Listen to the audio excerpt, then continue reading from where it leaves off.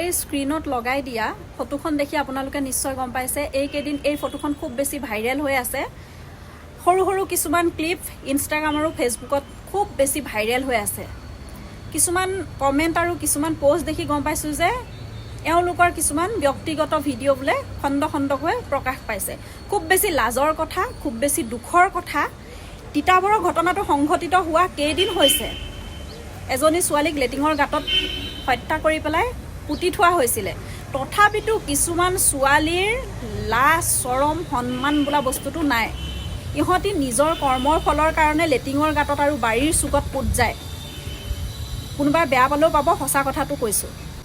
এই পঢ়া বয়সত এই সৰু সৰু ফুটকণা ছোৱালীবিলাকৰ মানে হৈছে কি, বাপেকৰ বয়সৰ ককাকৰ বয়সৰ বৃদ্ধ লোকৰ লগত শাৰীৰিক সম্পৰ্ক কৰি তাই কি হাঁহি ফূৰ্তি, লাজ লগা কথা।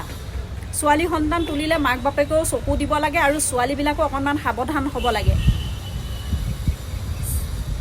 আৱেগৰ বশৱৰ্তী হৈ পেলাই নিজৰ শৰীৰ পৰ্যন্ত সঁপি দি পেলাই পাছত ঘৰৰ মানুহে ন্যায় বিচাৰি পেলাই পুলিচৰ থানাৰ সন্মুখত প্ৰতিবাদ কৰিব লগা অৱস্থা হ'ব।